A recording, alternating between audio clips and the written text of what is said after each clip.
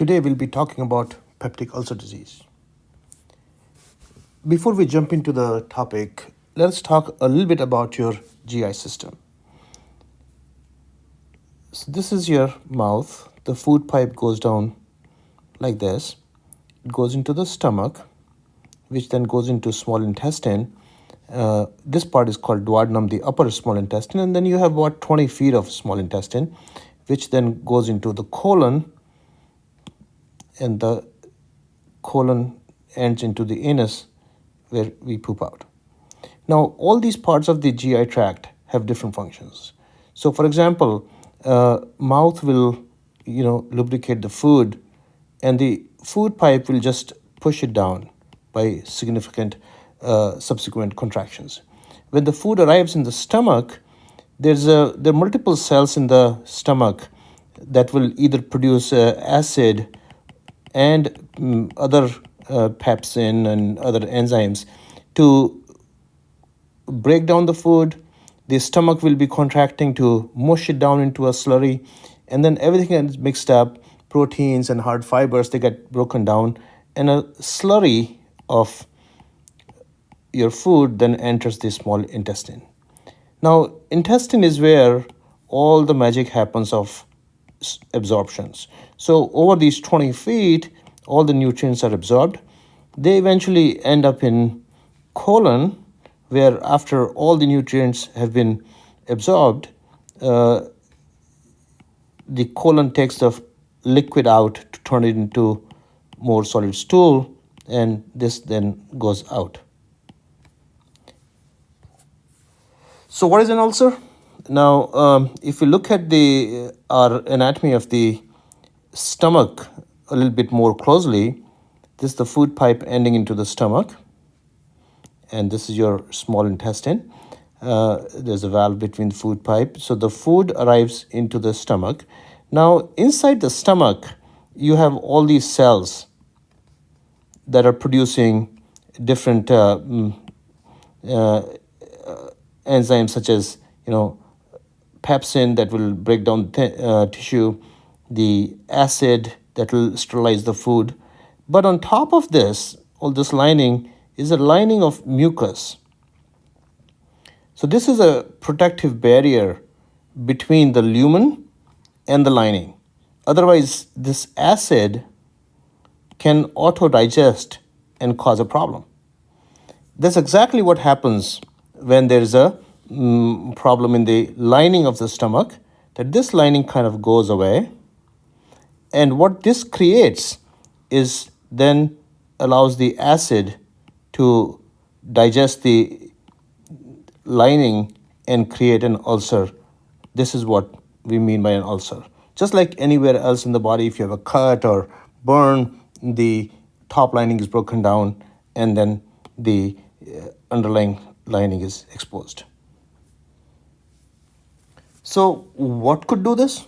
There are two main things that could disrupt this lining. One is the bacteria called H. pylori.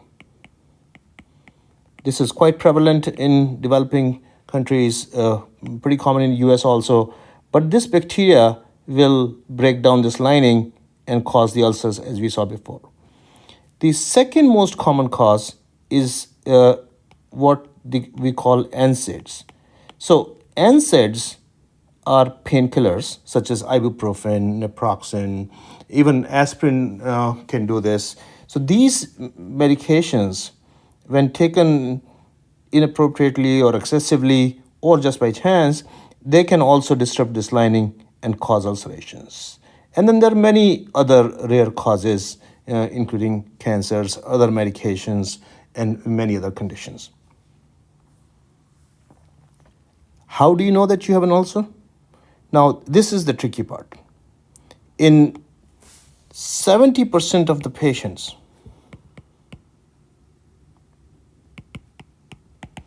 there are no symptoms.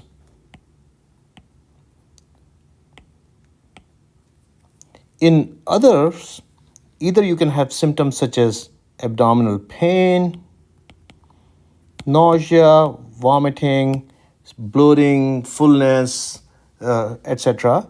Or you can have symptoms of the complications. And we'll talk about that too as we progress. So, what are the most common risk factors that can put you at risk for developing ulcers? Number one is smoking.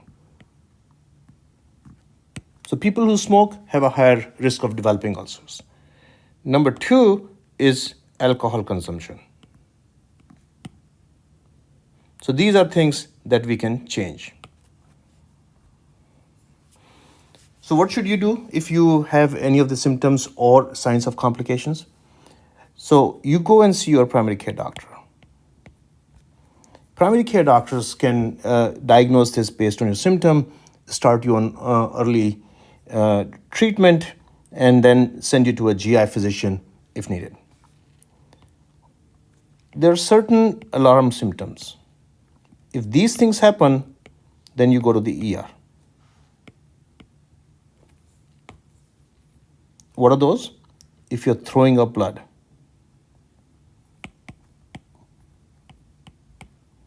you could be passing black stools, tarry stools, what we call melena. That's just blood passing through your system.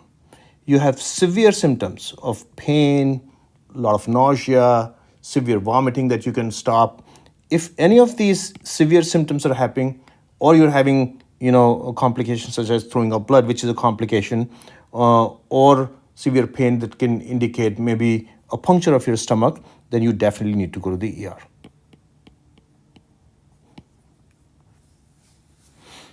So then how do you make a diagnosis? So easier way is the clinical. When you have milder symptoms, your PCP can, based on your symptoms and presentation, and you're examining your abdomen, can say, hey, maybe you have an ulcer, and then we need to send you to a GI physician. Two is to do an endoscopy. Now, endoscopy is a tool which the GI doctors use to diagnose an ulcer. So if you remember the anatomy, so food pipe, stomach, small intestine, and we'll stop at this right now because for endoscopy, that's what is relevant. So they will pass a camera through the mouth that goes and looks in the stomach, upper part of small intestine, and they can visually see. So this camera has a camera that it has channels where it can do other things like inject something or aspirate something. So using this camera, they can look inside and see if you have an ulcer. Now, you are put out for this, like deep sedation, that you don't feel anything, and the GI physicians can do it very comfortably. Now, if you have a complication in there, so if there's an ulcer there, what kind of complication what we can see as a gastroenterologist when we go there?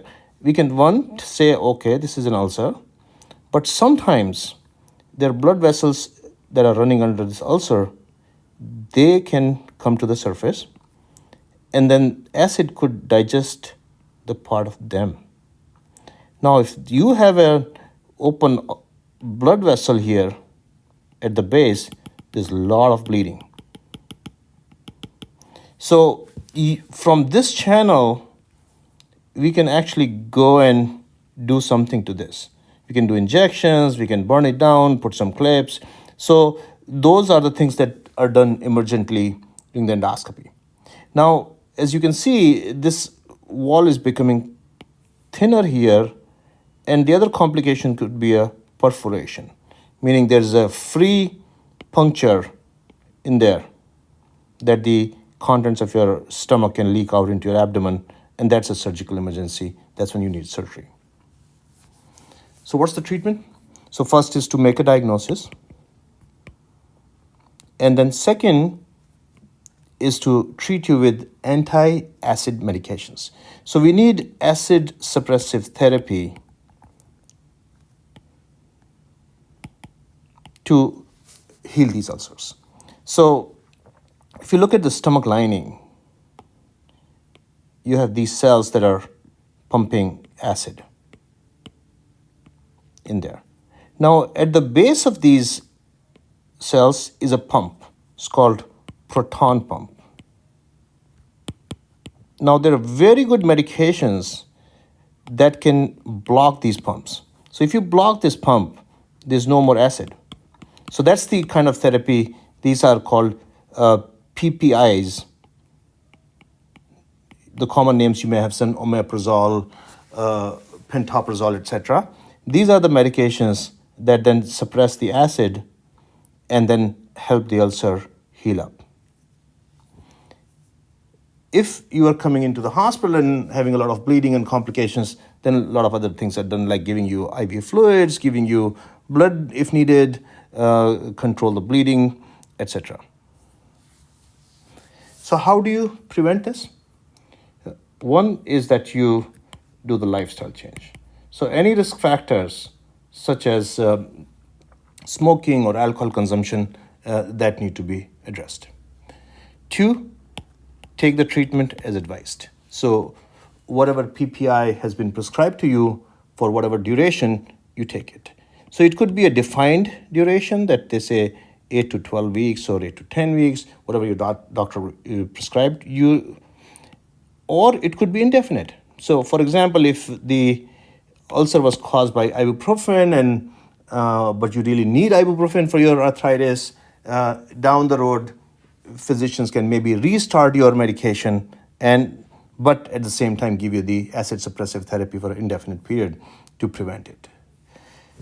You can require repeat endoscopy to make sure it's healed, to make sure it's not a cancer, and make sure that the bacteria is gone, etc. And number four, you treat the cause. So no pain medications if that was the cause. Treat the bacteria if that was the cause, and then have a awareness downstream that what symptoms caused it, and if those symptoms are coming back, you come and see your doctor. Hope you learned something today. Ask any questions if you have. Thank you.